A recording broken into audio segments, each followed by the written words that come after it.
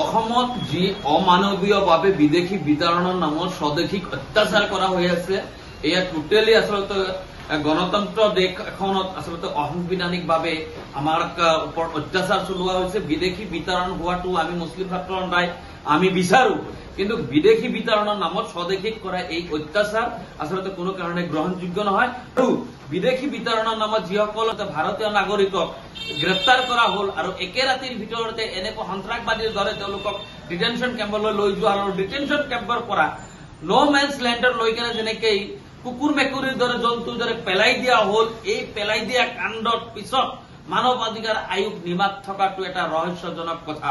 কথাটো হল যে আমাৰ হেংদাং নাই যে আমি আন্দোলন কৰিম, আমাৰ জাতীয় অস্তিত্ব নাই এতিয়া দেশহীন কৰিবৰ কাৰণে আচলতে ৰাষ্ট্ৰহীন কৰিবৰ কাৰণে যেনেকৈ বিজেপি নেতৃত্বাধীন চৰকাৰখন লাগি পৰিছে, এতিয়া আমি উপায়হীন হৈ কেনে আত্মহত্যা কৰিব লগা হৈ আছে। আমাৰ বহুতেই আচলতে ইতিমধ্যে আত্মহত্যা কৰিছে। আমি মানি লৈছো যে নাই কোনোবা অবৈধভাৱে আহিছে যদি তেওঁক বিতৰণ হব লাগে, কিন্তু ছানাউল্লাহ কি অবৈধভাৱে আহিছিল নেকি? ছানাউল্লাহ কি অবৈধভাৱে আহিছিল নেকি? যি ছানাউল্লাহ দেশৰ কাৰণে এই আৰ্মিত তেওঁৰ জীৱনৰ আধা অংশতকৈ বেছি অংশ আৰ্মিত কাম কৰিছিলে, আৰ্মি অফিচাৰ হৈ থাকিছিলে আৰু তেওঁৰ কৰ্মৰাজিৰ ওপৰত নিৰ্ভৰ কৰি আচলতে ৰাষ্ট্ৰপতি বঁটাও তেওঁ লাভ কৰিবলৈ সক্ষম হৈছিলে। বাংলাদেশীৰ নামত আচলতে এয়া এক বেকুবনা নাটক চলিছে। উজনি নামনিৰ খেলত আচলতে আমাক আচলতে বলিকা বকৰা বনোৱা হৈছে। ইতিমধ্যে মুছলিম ছাত্ৰ সন্থাই আমি আজি এটা কিয়াৰ কোড আমি জেনেৰেট কৰি কেনে আমি ৰাজ্যৰ কাৰণে আমি এৰি দিছো, যি কিয়াৰ কোডত আমি ৰাজ্যৰ পৰা আৰ্থিক সাহায্য আগবঢ়াবলৈ আমি অনুৰোধ জনাইছো। অসমত যি অমানৱীয়ভাৱে বিদেশী বিতৰণৰ নামত স্বদেশীক অত্যাচাৰ কৰা হৈ আছে, এয়া টোটেলি আচলতে গণতন্ত্ৰ দেশ এখনত আচলতে অসাংবিধানিকভাৱে আমাৰ ওপৰত অত্যাচাৰ চলোৱা হৈছে। বিদেশী বিতৰণ হোৱাটো আমি মুছলিম ছাত্ৰ সন্থাই আমি বিচাৰো, কিন্তু বিদেশী বিতৰণৰ নামত স্বদেশীক কৰা এই অত্যাচাৰ আচলতে কোনো কাৰণে গ্ৰহণযোগ্য নহয়। মানৱ সমাজে ধিক্কাৰ জনাব লাগে আৰু বিদেশী বিতৰণৰ নামত যিসকল সন্দেহযুক্ত নাগৰিকক আচলতে ভাৰতীয় নাগৰিকক গ্ৰেপ্তাৰ কৰা হল আৰু একে ৰাতিৰ ভিতৰতে এনেকুৱা সন্ত্ৰাসবাদীৰ দৰে তেওঁলোকক ডিটেনশ্যন কেম্পলৈ লৈ যোৱা আৰু ডিটেনশ্যন কেম্পৰ পৰা ন' মেন্স লেণ্ডৰ লৈ কেনে যেনেকৈ কুকুৰ মেকুৰীৰ দৰে জন্তুৰ দৰে পেলাই দিয়া হল, এই পেলাই দিয়া কাণ্ডৰ পিছত মানৱ অধিকাৰ আয়োগ নিমাত থকাটো এটা ৰহস্যজনক কথা।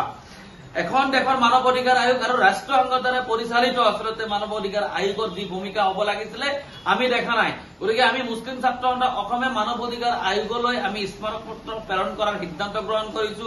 একেলগে আচলতে আমি ৰাষ্ট্ৰীয় সংঘক গোটেইখিনি কথা অৱগত কৰিবলৈ আমি সিদ্ধান্ত গ্ৰহণ কৰিছো, লিখিত পত্ৰ প্ৰেৰণ কৰিম।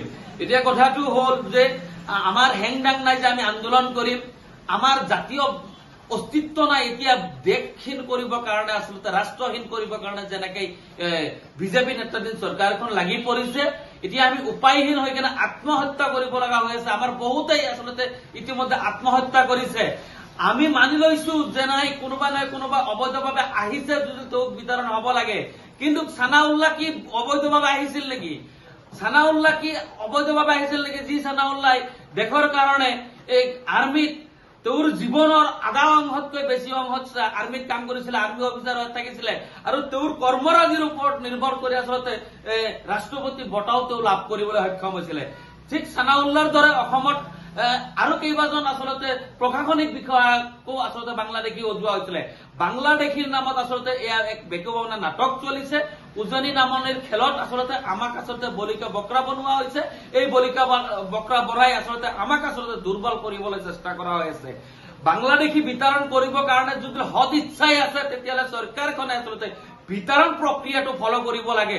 বাংলাদেশৰ পৰা কৈছে, বাংলাদেশ চৰকাৰে কৈছে, বাংলাদেশ চৰকাৰী বিষয়াই কৈছে যদি বাংলাদেশী ইয়াত আছে তেওঁলোকক অফিচিয়েলি জনালে তেওঁলোকে গ্ৰহণ কৰিব। গতিকে আমি ভাৰত চৰকাৰক দাবী কৰিছো যদি ভাৰতত বাংলাদেশী আছে তেতিয়াহ'লে ভাৰতে যাই কেনে বাংলাদেশৰ লগত চুক্তি সাপেক্ষে তেওঁলোকক বিতৰণ কৰক, আমাৰ কবলগীয়া একো নাই। কিন্তু বাংলাদেশী বিতৰণৰ নামত ভাৰতীয় ভূমিপুত্ৰসকলৰ ওপৰত যি অত্যাচাৰ চলিছে এয়া অমানৱীয়, অগণতান্ত্ৰিক আৰু ইতিমধ্যে যিহেতু ন্যায়ালয়ৰ দ্বাৰস্থ থকা ব্যক্তিকো গ্ৰেপ্তাৰ কৰা হৈছে, তাতে যিহেতু ন্যায়ালয়ৰ বাৰ্ডিক দিয়া আছে, ন্যায়ালয়ৰ নিৰ্দেশনাক অৱমাননা কৰাৰ পিছত আচলতে আমি আশা কৰিম সুপ্ৰিম কোৰ্টে নিজাববীয়াকৈ ইয়াৰ এক গোচৰ লওক আৰু আমাক ন্যায় প্ৰদান কৰক। এতিয়া ন্যায়ালয়ৰ বাদে আমাৰ কোনো ৰাস্তা নাই। ইতিমধ্যে মুছলিম ছাত্ৰ সন্থাই আমি আজি এটা QR কোড আমি জেনেৰেট কৰি কেনে আমি ৰাজ্যৰ কাৰণে আমি এৰি দিছো, যি QR কোডত আমি ৰাজ্যৰ পৰা আৰ্থিক সাহায্য আগবঢ়াবলৈ আমি অনুৰোধ জনাইছো। হাতীগাঁও ইউনিয়ন বেংকত আমাৰ একাউণ্টখন আছে মুছলিম ছাত্ৰ সন্থা অসমৰ নামত, সেইখন QR কোডত ৰাইজে আমাক সহায় কৰক। আমি ইতিমধ্যে আচলতে বৈধ নাগৰিকক যে অবৈধভাৱে অত্যাচাৰ কৰা হৈ আছে, যেনে এইবোৰৰ ওপৰত তেওঁলোকৰ ন্যায়ৰ কাৰণে যুঁজিবলৈ আমি গণতান্ত্ৰিক আন্দোলন, গণতান্ত্ৰিক তীব্ৰ আন্দোলন, লগে লগে ন্যায়ালয়ৰ যুঁজ চলাই যাবলৈ আমাক আচলতে কিছু অৰ্থৰ সহায় লাগিব। গতিকে ৰাইজে আমাক সহায় কৰিব বুলি আমি আশাবাদী। আমি অহা 2 তাৰিখে বৰপেটাত আন্দোলন কাৰ্যসূচী ঘোষণা কৰিছো। তাৰ পিছে পিছে আমি আচলতে অসমৰ বিভিন্ন সংখ্যালঘু অধ্যুষিত জিলাসমূহত আন্দোলন কৰি আগন্তুক ঈদৰ পিছত 7 তাৰিখৰ পিছত আমি দিল্লী যাত্ৰা কৰিম। দিল্লী যন্ত্ৰৰ মন্ত্ৰৰ ডাঙৰ কাৰ্যসূচী, প্ৰতিবাদী গণতান্ত্ৰিক কাৰ্যসূচী আমি ৰূপায়ণ কৰাৰ সিদ্ধান্ত গ্ৰহণ কৰিছো। তাৰ লগে লগে আমি মানৱ অধিকাৰ আয়োগ আৰু বিশেষকৈ আচলতে অসমৰ দায়িত্বত থকা, অসমৰ আৰু বাংলাৰ দায়িত্বত থকা BSF বিষয়া তেওঁলোকৰ যিটো প্ৰেছ বিজ্ঞপ্তি, এইখন প্ৰেছ বিজ্ঞপ্তিৰ ওপৰত চেলেঞ্জ কৰি BSFৰ ওপৰত এখন গোচৰ ৰুজু কৰিম। আমি সেই সিদ্ধান্ত আমি লৈছো। গতিকে এই সিদ্ধান্ত আমি কাৰ্যকৰী কৰিবলৈ অসমৰ 1,40,00,000 মুছলমানৰ পৰা আমি সহায় বিচাৰিছো।